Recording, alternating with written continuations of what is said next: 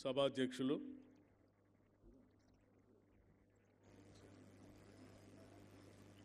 సోదరులు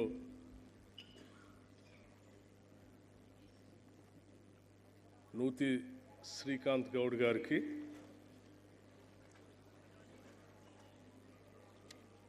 BC corporation చైర్మన్గా కూడా ఉన్నారు వారు. అట్లాగే సోదరులు రాష్ట్ర ట్రాన్స్పోర్ట్ బ్యాక్వర్డ్ క్లాసెస్ వెల్ఫేర్ శాఖ మార్చులు శ్రీ పొన్నం ప్రభాకర్ గారికి, పార్లమెంటు సభ్యులు శ్రీ అనిల్ కుమార్ యాదవ్ గారికి, శాసన మండలి సభ్యులు మహేష్ కుమార్ గౌడ్ గారికి, శాసనసభ్యులు శ్రీ ప్రేమ్ సాగర్ గారికి, మహిళా కమిషన్ చైర్మన్ శారద గారికి, బీసీ కమిషన్ చైర్మన్ కృష్ణమోహన్ గారికి, హస్తకళల అభివృద్ధి చైర్మన్ సత్యనారాయణ గౌడ్ గారికి, అట్లాగే రాష్ట్ర ప్రభుత్వ ప్రిన్సిపల్ సెక్రటరీ, అనేక శాఖలకి బాధ్యత వహిస్తున్నటువంటి వెంకటేశం గారికి, వేదిక మీద ఉన్నటువంటి ఇతర మిత్రులందరికీ, అనేక బీసీ సంఘాల అధ్యక్షులకు కూడా, శ్రీనివాస్ గౌడ్ గారు, జాజుల శ్రీనివాస్ గౌడ్ గారికి, నా తోటి మిత్రులందరికీ, కార్యక్రమానికి పెద్ద ఎత్తున తరలి వచ్చిన మిత్రులారా, మీ అందరికి కూడా ముందుగా నా హృదయపూర్వకమైనటువంటి నమస్కారాలు తెలియజేస్తా ఉన్నాను. సర్దార్ సర్వాయి పాపన్న గౌడ్ గారి 374వ జయంతి కార్యక్రమాన్ని ఈరోజు రాష్ట్ర ప్రభుత్వం తరఫు నుంచి పెద్ద ఎత్తున అధికారికంగా జరుపుకుంటున్నాం. ఇది బలహీన వర్గాల పట్ల ఈ రాష్ట్ర ప్రభుత్వానికి ఉన్నటువంటి నిబద్ధత, చిత్తశుద్ధి అని కూడా ఈ సందర్భంగా మీ అందరికీ నేను మనవి చేస్తూ ఉన్నాను. సర్దార్ పాపన్న గౌడ్ గారి జయంతి ఉత్సవాలు జరుపుకునే సందర్భంలో మనమందరం ఈరోజు రవీంద్ర భారతిలో సమావేశమై వారి గొప్పతనం గురించి, వారు చేసినటువంటి సాహస కృత్యాల గురించి, వారు సాధించిన విజయాల గురించి మాట్లాడుకుంటున్నాం. ఇవన్నీ ఎందుకు మాట్లాడుకుంటున్నాం అంటే, బలహీన వర్గాలుగా ఉన్నాం కదా, మనం ఏమీ సాధించలేమేమో అనేటువంటి ఆత్మన్యూనతా భావంలో ఉన్నటువంటి బలహీన వర్గాలందరికీ అలా కాదు, ఎన్ని ఇబ్బందులున్నా, పరిస్థితులు సహకరించకపోయినా, ఆర్థిక వ్యవస్థ అనుకూలంగా లేకపోయినా, రకరకాల ఇబ్బందులున్నా, చిత్తశుద్ధి సంకల్ప బలం ఉంటే సాధించవచ్చు అని చెప్పి చూపించినటువంటి సర్వాయి పాపన్న గారి జీవితం మనందరికీ ఆదర్శంగా ఉండాలని చెప్పి ఈరోజు ఈ కార్యక్రమాన్ని జరుపుకుంటున్నాం. ఇది స్ఫూర్తిదాయకంగా ఈ రాష్ట్రంలో ఉన్నటువంటి బలహీన వర్గాలందరికీ ఒక సందేశాన్ని ఇచ్చే కార్యక్రమంగా ఉండాలనేటువంటి ఆలోచనతో రాష్ట్ర ప్రభుత్వం ఈరోజు ఈ కార్యక్రమాన్ని జరుపుతూ ఇక్కడ మనం అందరం ఏర్పాటు చేసుకున్నాం. పాపన్న గౌడ్ గారికి సంబంధించి అధికారికంగా మనం ఈరోజు ఈ కార్యక్రమాలు జరుపుకోవటమే కాకుండా, ఇంకా భవిష్యత్ తరాల వారికి కూడా వారి జీవితం స్ఫూర్తిదాయకంగా ఉండటం కోసం ఈ రాష్ట్ర ప్రభుత్వం తరఫు నుంచి వారు పుట్టినటువంటి సర్వాయిపేట విలేజ్ ఆ గ్రామం నుంచి మొదలు పెడితే పక్కనున్నటువంటి కిలాషాపూర్ ప్రాంతాలను కూడా పెద్ద ఎత్తున అభివృద్ధి పరచడానికి ఒక టూరిజం సెంటర్ లాగా దాన్ని అభివృద్ధి పరిస్తే కేవలం రాష్ట్రంలో ఉన్నటువంటి ప్రజలే కాదు, దేశవ్యాప్తంగా ఉన్నటువంటి ప్రజలు కూడా అక్కడికి వచ్చి వారి జీవిత చరిత్ర తెలుసుకొని స్ఫూర్తి పొందుతారనే ఆలోచనతో బీసీ వెల్ఫేర్ మంత్రిగా ఉన్నటువంటి మిత్రులు పొన్నం ప్రభాకర్ గౌడ్ గారు టూరిజం శాఖతో మాట్లాడి వారి ఆలోచనల మేరకు రాష్ట్ర ప్రభుత్వం తరఫు నుంచి ఈరోజు 4,70,00,000 రూపాయలని ఈ టూరిజం ఈ కేంద్రాలను అభివృద్ధి పరచడానికి ఈరోజు జీవో కూడా ఇష్యూ చేయటం జరిగింది. ఈ కార్యక్రమాన్ని 10 మందికి తెలియటం కోసం ప్రభుత్వంలో బాధ్యతాయుతమైనటువంటి పదవిలో ఉన్నటువంటి పెద్దలు పొన్నం ప్రభాకర్ గారు దీన్ని బాధ్యతగా తీసుకొని టూరిజం శాఖ వారితో ఇతర ప్రభుత్వంలో ఉన్నటువంటి అధికారులు అందరితో మాట్లాడి ఈ జీవోని ఇప్పించి సర్వాయి పాపన్న గారి జీవితం ప్రజలందరికీ ఆదర్శంగా ఉండటం కోసం వారు చేసిన కృషిని కూడా నేను ఈ సందర్భంగా వారిని అభినందిస్తూ ఉన్నాను.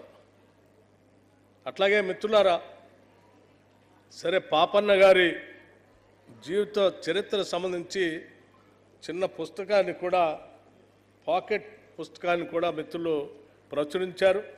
ఇది విరివిగా ప్రజల్లో కూడా తీసుకొని పోవటానికి ఇక్కడికి వచ్చినటువంటి అందరూ కూడా ప్రయత్నం చేయాలని చెప్పి నేను మీ అందరికీ విజ్ఞప్తి చేస్తాను.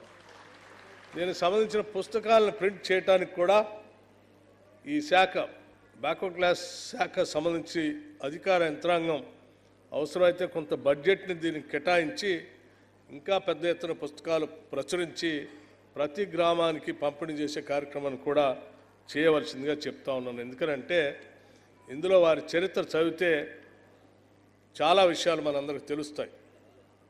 ఎక్కడో జమీందారు దగ్గర మారు వేషంలో వెళ్ళి కూలీనాలు చేసుకుంటూ అక్కడ ఉన్నటువంటి ప్రజలందరినీ సమాయత్తం చేసుకొని చిన్న సైన్యంలాగా తయారు చేసుకునే కార్యక్రమంలో భాగంగా అక్కడ పోయే ముందు తల్లి అటువంటి కార్యక్రమాలకు పోతే ఈ సమాజంలో ఉన్నటువంటి జమీందారులు కానీ, జాగీర్దారులు కానీ, రాజులు కానీ మిమ్మల్ని ఇబ్బంది పెడతారు, గాడి తప్పితే బతికే సమస్య పెద్ద పోరాట సమస్యగా మారిపోయి జీవించడమే కష్టం అవుతుందని తల్లి చెప్తే కూడా వినకుండా తను అనుకున్న లక్ష్యాన్ని చేరటం కోసం ఒక జమీందారు దగ్గర మారువేషంలో వెళ్ళి అక్కడ ఉన్నటువంటి కొద్దిమంది స్నేహితులందరినీ కూడా పోగేసుకొని వారందరినీ సమాయత్తం చేసుకొని ముందుకు పోతున్న క్రమంలో విషయం తెలిసిన తర్వాత అక్కడ ఉన్నటువంటి భూస్వాములు వీరి రహస్య సమాచారాన్ని జమీందారుకి ఇస్తే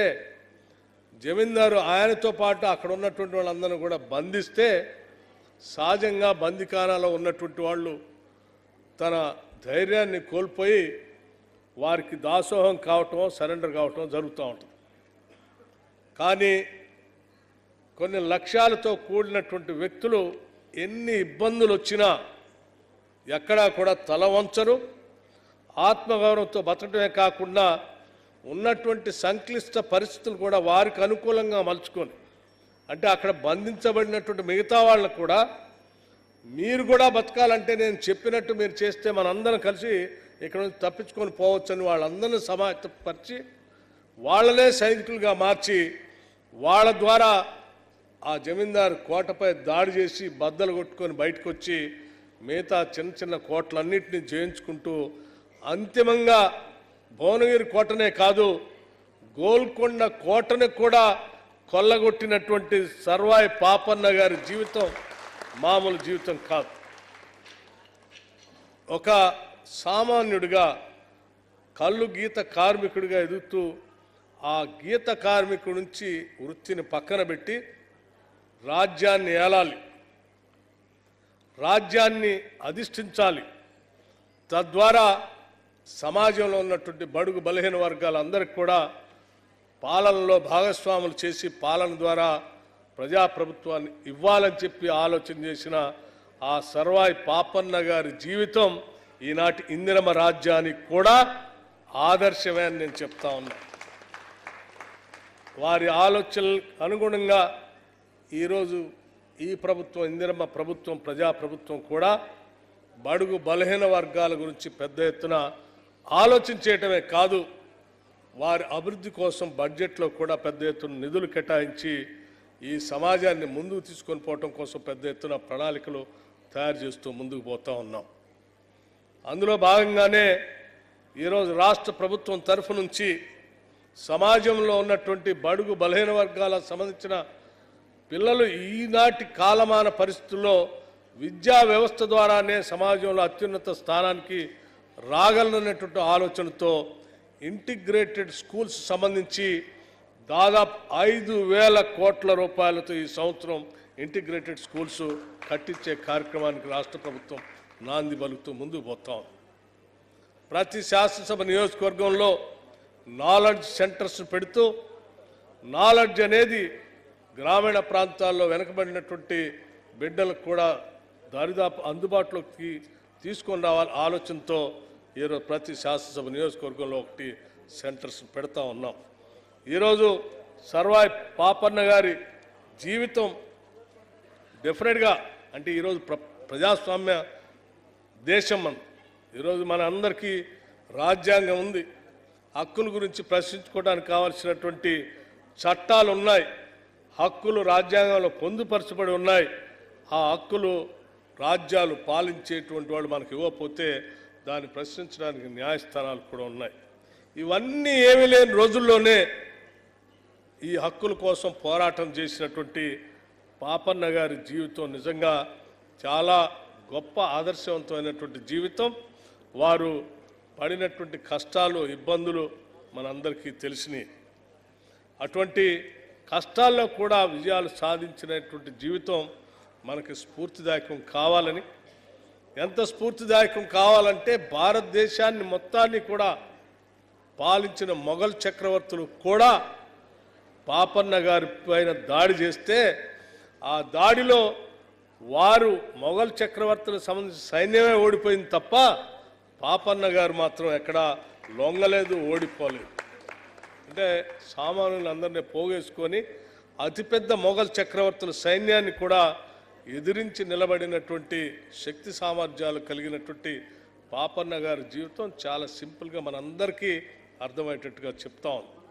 మనమందరం సామాన్యులు సైతం సంకల్ప బలం ఉంటే అనుకున్న లక్ష్యాలను సాధించవచ్చని స్ఫూర్తిదాయకం ఉన్నటువంటి వారి జీవితం తప్పనిసరిగా ఈ రాష్ట్ర ప్రభుత్వం ప్రజలందరికీ దగ్గరలోకి తీసుకొని పోవటం కోసం ప్రయత్నం చేస్తుందని, దీనికి కావాల్సినటువంటి బడ్జెట్ పరంగా ఎటువంటి అవసరాలు ఉన్నా మన ట్రాన్స్పోర్ట్ బ్యాక్వర్డ్ క్లాసెస్ మంత్రి గారు ఉన్నారు, వారు ఒక ఆలోచన చేసి ప్రభుత్వ దృష్టికి తీసుకొని వస్తే తప్పనిసరిగా బడ్జెట్ కేటాయించడానికి కూడా ఎటువంటి ఇబ్బంది లేదని చెప్పడమే కాకుండా పాపన్న గౌడ్ గారి, సర్దార్ పాపన్న గౌడ్ గారి విగ్రహాన్ని కూడా పెట్టాలి, నగరం నడిబొడ్డున విగ్రహం ఉండాలి, దానికి కావాల్సిన విధంగా ఏర్పాట్లు కావాలని చాలామంది పెద్దలు అడుగుతూ ఉన్నారు.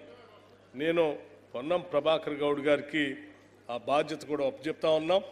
ఎక్కడ విగ్రహాన్ని పెట్టడానికి అవకాశం ఉంటుందో ఆ స్థలాన్ని, ఆ విగ్రహానికి కావాల్సిన ఏర్పాట్లకు సంబంధించిన ఒక ప్రణాళికను తయారు చేసుకొని ప్రభుత్వ దృష్టికి తీసుకొని వస్తే వాటన్నిటినీ చేయటానికి ప్రభుత్వం సిద్ధంగా ఉందని, మరీ ముఖ్యంగా ఈ రాష్ట్ర ముఖ్యమంత్రి రేవంత్ రెడ్డి గారు కూడా వారి సందేశాన్ని కూడా మీ అందరికీ చెప్పమని, పాపన్న గౌడ్ గారి ఆలోచనలే ఈ రాష్ట్ర ప్రభుత్వ ఆలోచనలుగా ఈ ప్రభుత్వం పాలన చేస్తుందని చెప్పి మీ అందరికీ మాటిస్తూ సెలవు తీసుకుందాం.